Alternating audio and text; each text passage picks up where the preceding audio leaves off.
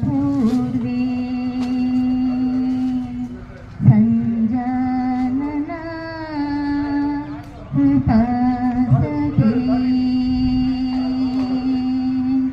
इस श्लोक का मीनिंग, हम सब एक साथ चले, एक साथ बोले, हमारा मन एक हो। प्राचीन समय में देवताओं को ऐसा आचरण रहा, इसी कारण वे वंदनीय है।